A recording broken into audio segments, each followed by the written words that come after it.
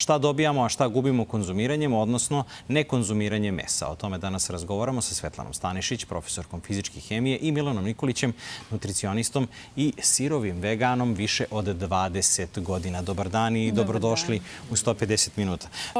Ljudi koji su vegetarijanci, oni mogu da se hrane dosta raznovrsno u smislu da, na primjer, poluvegetarijanci jedu pileće meso i ribu, mleko i mlečne proizvode, jaja. To je tako po naučnoj literaturi, ali kolega je završio više nutricionističko, tako da... Može svako da pogleda od gledaoce da ukuca vegetarijanci, nigde neće naći pileće meso.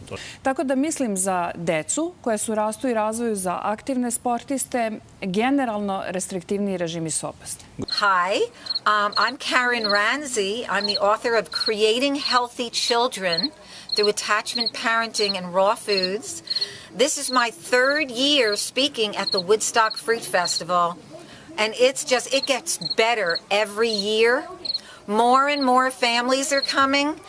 This year, there was a 9-year-old boy who's been raw his entire life. That was awesome. Levi, yeah? How long have you been a vegan? Yep, just 5. Birth. Your entire life, huh? Yeah. And have you ever eaten cooked food? No. Never. You've been a raw vegan since birth. Yeah. How old are you? 9. 9 years old. Do you have any desire to eat like pizza or ice cream or anything? No. What do you think of that kind of food? I don't think people should be eating that, really. Really? It's not good for you. Wow. And they get sick. An exploding movement of elite athletes are utilizing vegan diets to heal injuries, speed recovery times, and enhance their performance. I travel all around the world for my surfing, and I've always been able to eat vegan. I feel like if you want something, you can make it happen. I just don't make any excuses. I would never not be vegan now that I know all the benefits and now that I know how it feels to be vegan. Every aspect of my life has been improved by adopting this lifestyle. I feel better, I perform better athletically, I sleep better, my energy with my kids is better, my focus at work is better, everything is better. My skin cleared up, kept myself trim for 9 years now doing this. All I can tell you is that I felt and I continue to feel better than I ever felt before. My friend Jason Lester and I were the first people to do this challenge called Epic 5, which entailed doing 5 Ironmans on 5 Hawaiian islands in under a week. An Ironman is a 2.4-mile swim followed by a 112-mile bike and then running a marathon, 26.2 miles after that. So we did 5 of those in a row on 5 different islands in a little under a week. Yeah. You almost die? Yeah. Where'd you die? So I guess the famous question, where did you get your protein in there? From plants. Neko ko jede samo meso, oni žive 30 godina u proseku. Znači, eskimi koji jedu samo meso i uopšte ne postoji, znači, na krajnjem severu Sibira i tamo gde su na tim polovima, znači, da ne može da postoje biljke, znači, oni žive 30 godina. To treba reći, a ne kao pomešati babe i žabe, aha, oni su sve jevi. Morate da priznate da tu ima raznih uticaja koji funkcionišu. Da, ali morate da priznate da ima raznih uticaja koji funkcionišu kada su vrlo konkretno eskimi pitanju, a to su hladne zime. Onaj projekt dugovečnosti, 5 onih zona i složili su se naučnici da je najvažniji aspekt ishrana.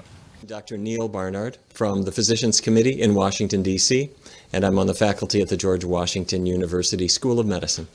When people follow a vegan diet, it's remarkable to see how many benefits they get. It helps the heart, not just preventing heart problems, but when a person already has heart problems, it can reverse that to a degree. It cleans out the arteries. It can prevent diabetes and improve that to the extent that many people no longer have diabetes anymore, or it gets a lot better. It can help the brain.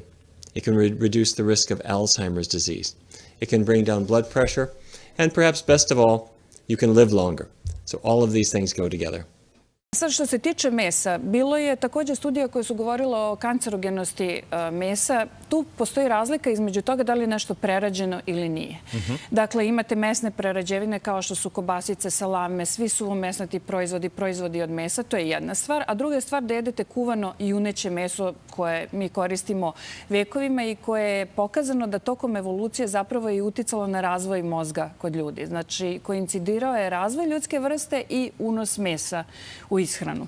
The idea that humans must consume animal flesh and excretions, meat and dairy, as part of a balanced diet is a monstrous myth long symbolized and propagated by our unhealthy FDA food pyramid. The entire top 3 levels of the regular pyramid, meat, dairy, and refined fats and sugars, are not by any means necessary or conducive to good health. An actual healthy food pyramid would look something like this picture. Meat and dairy products are highly acidic, fattening, cholesterol-laden, artery-clogging, lymph-clotting, mucus-forming, constipating, difficult to digest, and full of worms, parasites, bacteria, metabolic waste, hormones, and chemicals. Eggs are actually unfertilized avian menstrual cycles, otherwise known as chicken periods. Milk is the pus and hormone-filled mammary excretions of a female cow and meant to nourish her young. None of these animal bits and pieces are beneficial or necessary for human consumption. There is not a single chronic disease or deficiency exclusive to vegans. However, heart disease, cancer, tumors, cysts, MS, diabetes, and many other major health problems have all been cured by switching to a 100% vegan diet.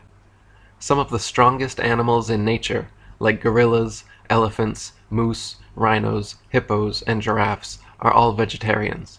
The idea that you need to eat another animal's flesh to be strong is a ridiculous superstition. Shaolin martial monks, arguably the toughest men in the world, are all strict vegetarians.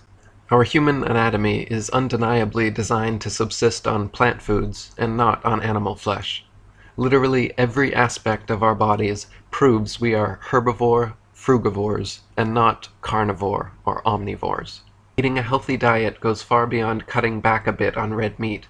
In a recent study of 6,500 Chinese, Dr. T. Colin Campbell of Cornell University found that even though the Chinese overall eat only a fraction of the animal protein Americans do, those who ate the least animal protein nonetheless had lower risk of disease than the average Chinese. Dr. Campbell concludes, "We're basically a vegetarian species and should be eating a wide variety of plant foods and minimizing our intake of animal foods. All omnivores and carnivores eat their meat raw, tearing through fur and skin and lapping up the nutrient-rich blood with their tongues. A true omnivore, like a bear, will take a fish out of the water and swallow it whole, uncooked, scales, bones, fins, head, and everything. When a lion kills an herbivore for food, it tears right into the stomach area to eat the raw stomach, liver, intestines, and other organs that are filled with blood and nutrients. They will not eat cooked meat. For most humans, the smell and taste of raw bloody meat is putrid, so in order to consume it, they must first clean, cook, season, and marinate the flesh in various vegetarian herbs and spices to make it palatable. If humans were truly meant to eat meat, then we would eat all our meat raw and bloody. The thought of eating such meat makes one's stomach turn. This is my point on how we as humans are conditioned to believe that animal flesh is good for us, and that we were meant to consume it. Cooking our meat and seasoning it with salt, ketchup, or Tabasco sauce would disguise, and we as humans would refuse to eat our meat in this form. Finally, plain moral decency and ethics should be reason enough to end this animal holocaust. Can you imagine if aliens came to Earth and treated humans the way we treat pigs, cows, and chickens? If aliens kept us locked together in tight cages, fattened us up, cut our noses and balls off, raped our women, chained down our children, then killed and ate us when we were the most tasty, would you see anything wrong with that? And for the anti-war meat-eaters out there, need I point out the hypocrisy? If you kill innocent, defenseless animals every day just because you like the taste, then go around pretending you're anti-war, you're only fooling yourself. Gospodin Nikoliću, šta je onda zamena za meso u vašem slučaju? Šta biste vi sad rekli? Ajte da izvučemo neki zaključak. Nije zamena za meso. Ja rekao sam da su stari Grci jeli... Ne mora zamena, ali šta je to što bi nadomestilo to? Mi smo zamenili biljnu ishranu sa mesom. I nije, kao što rekao koleginica, druga stvar, nego druga kategorija. Kancerogen prve kategorije je prerađeno meso. I to je samo prerađeno, znači fizički prerađeno, znači dodatno još hemijski, dimljeno i tako dalje. To je još 70. godina dokazano kao najveći kancerogen.